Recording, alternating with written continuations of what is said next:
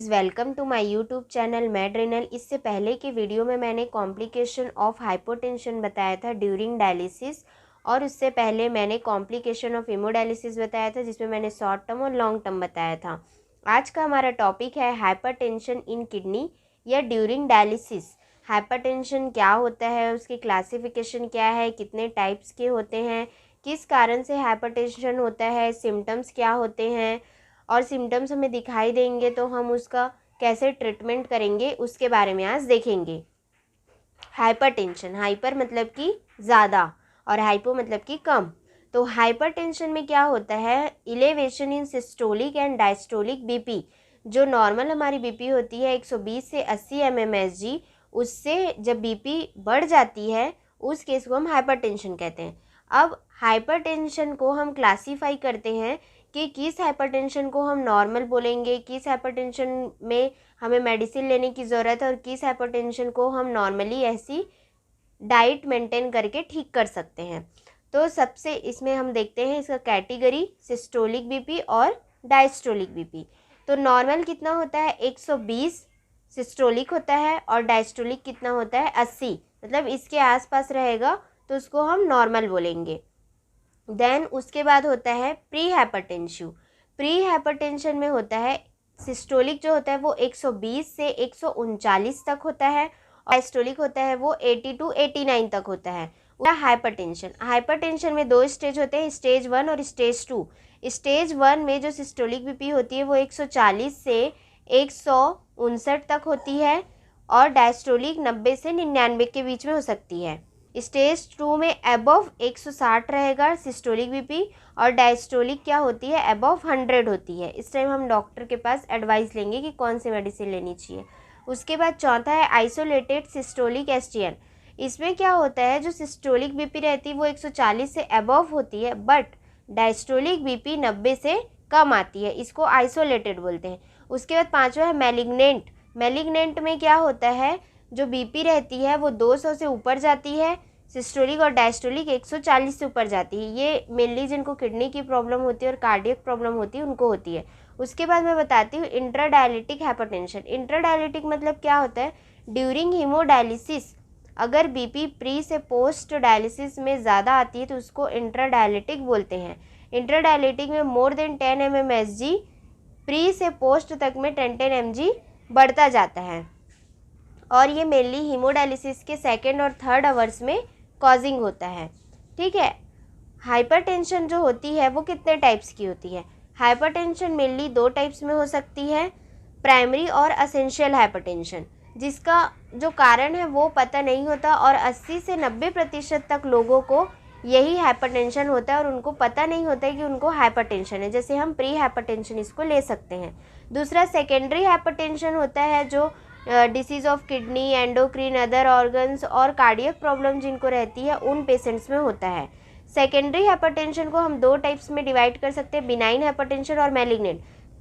जो benign hypertension रहता है वो बहुत ईयर तक धीरे धीरे कॉज होता है, फिर वो हमें पता चलता है कि उनको हाइपरटेंशन है। और मैलिग्नेंट हाइपरटेंशन जो होता है वो सडन कॉज होता है, और बीपी क्या होता है 200 से ऊपर चला जाता है। मैंने अभी बताया मैलिग्नेंट हाइपरटेंशन में जो सिस्टोलिक रहेगा वो 200 से ऊपर जाएगा, और डायस्टोलिक बीपी 140 से ऊपर जाएगा। अगर जिनको किडनी की प्रॉब्लम रहती है उनमें बिनाइन नेफ्रोस्क्लेरोसिस बोला जाता है हाइपरटेंशन को, और जो मैलिग्नेंट में रहता है मतलब बहुत ज़्यादा हाइपरटेंसिव रहता है पेशेंट, उनको मैलिग्नेंट नेफ्रोस्क्लेरोसिस बोला जाता है। हम causes of hypertension during SD देखते हैं, मतलब हीमोडायलिसिस के दौरान ऐसे कौन कौन से कारण हो सकते हैं जिससे हाइपरटेंशन होता है। तो सबसे पहला चीज़ तो ये होता है कि एक्स्ट्रा सोलर जो वॉल्यूम रहता है, जो फ्लूइड रहता है वो बढ़ जाता है, वॉल्यूम ओवरलोडेड रहता है, जिसकी वजह से हाइपरटेंशन बढ़ जाता है। उसके बाद दूसरा होता है इनएप्रोप्रिएट हाई वेस्कुलर टोन। जो वेसल्स रहते हैं वो कॉन्ट्रैक्ट होते हैं, जिसकी वजह से हाइपरटेंशन में पेशेंट चला जाता है। इसमें मेनली क्या होता है, इरिथ्रोपोइसिस स्टिमुलेटिंग जो एजेंट रहते हैं वो बढ़ जाते हैं। और दूसरी मेन चीज़ ये होती है, अगर हम ड्यूरिंग डायलिसिस ब्लड देते हैं अगर पेशेंट को, उस टाइम पे भी ब्लड उनका जो बीपी रहता है वो क्या हो जाता है, इंक्रीज़ हो जाता है। उसके बाद थर्ड है, अगर हमारा जो डायलासेट है उसमें नॉर्मल सोडियम 135 से 140 के बीच में होना चाहिए। तो डायलासेट में सोडियम और कैल्शियम की मात्रा ज़्यादा होती है तो भी पेशेंट हाइपरटेंशन में चला जाता है। अगर हमें पता है पहले से कि हाइपरटेंशन में है तो हमें इस सोडियम लेवल को पहले से कम कर देना चाहिए। उसके बाद पांचवा है पल्मोनरी इडीमा, मतलब उनके जो लंग्स रहते हैं उनमें पानी भर जाया रहता है, इस कारण से भी पेशेंट हाइपरटेंशन में रहता है ड्यूरिंग डायलिसिस। मेनली देखा गया है कि जो किडनी के पेशेंट रहते हैं वो मैलिग्नेंट हाइपरटेंसिव ही रहते हैं तो उनको एंटी हाइपरटेंसिव ड्रग चलता है। बट कुछ पेशेंट ऐसे होते हैं कि वो मेडिसिन को अवॉइड करते हैं, तो उस टाइम पे क्या होता है, पेशेंट इंट्राडायलिटिक हाइपरटेंशन में चला जाता है, जिससे उनका जो बीपी है वो बढ़ते रहता है। तो इसका प्रिकॉशन हमें ये रखना है कि अगर हमें पहले से पता होता है बीपी और शुगर तो हम लेते ही हैं डायलिसिस स्टार्ट करने से पहले, तो उस टाइम पे हमें पता चल जाता है कि इसका बीपी ज़्यादा है करके, तो उनको देखते हैं कि अगर मैलिग्नेंट में है तभी हम उनको मेडिसिन प्रेफर करेंगे, नहीं तो मेडिसिन प्रेफर नहीं करेंगे, क्योंकि ड्यूरिंग डायलिसिस बीपी कम भी होती है। सिम्टम्स क्या क्या दिखाई देंगे अगर बीपी बढ़ता है?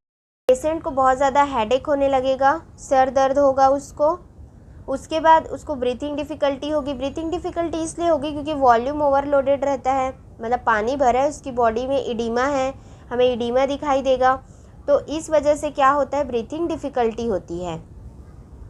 उसके बाद अच्छे से दिखाई नहीं देता, विज़न लॉस रहता है, उनका बिहेवियर इनएप्रोप्रिएट रहता है, नॉजिया एंड वॉमिटिंग के भी सिम्टम्स दिखाई देते हैं हाइपरटेंशन में।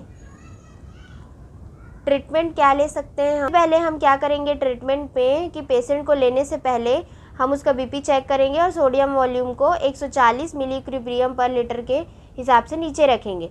और दूसरी चीज़ ये कर सकते हैं कि कैल्शियम वॉल्यूम देखेंगे उसका और उसको भी सेट कर सकते हैं, और पेशेंट का ड्राई वेट देखेंगे और जो BCM मशीन रहती है, बॉडी कंपोजिट मॉनिटर होती है ये फ्रेजिनियस की, इससे हम क्या कर सकते हैं कि पेशेंट की बॉडी में कितना फ्लूइड ओवरलोडेड है ये हम पता कर सकते हैं। तो इससे क्या है, हम लोग को उसका ड्राई वेट पता चल जाएगा और हम उसमें क्या है UF गोल सेट कर सकते हैं।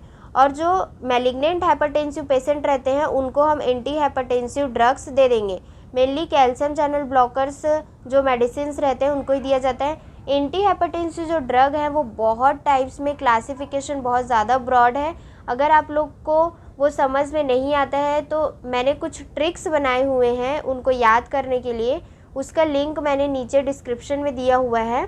अगर एंटी हाइपरटेंसिव ड्रग्स को आप लोग को याद करना है तो आप लोग वो वीडियो देख सकते हैं, उसका लिंक नीचे डिस्क्रिप्शन में है। उसके बाद हम पेशेंट को बोलेंगे कि उनको काउंसिल करेंगे कि वो बहुत ज़्यादा सॉल्ट इंटेक ना करे, मेनली 1 to 2 ग्राम ही ले, उससे ज़्यादा ना ले।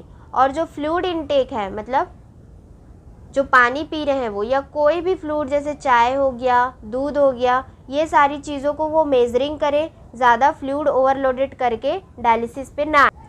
उसके बाद हाइपर कैलेमिया जो होती है ये भी बीपी का कारण होती है, इसलिए हम कोशिश करेंगे कि पेशेंट को हम पोटेशियम फ्री डायलिसिस करें और पोटेशियम फ्री वो डाइट कंज्यूम करें। Thanks to everyone for supporting my channel, keep growing, keep learning.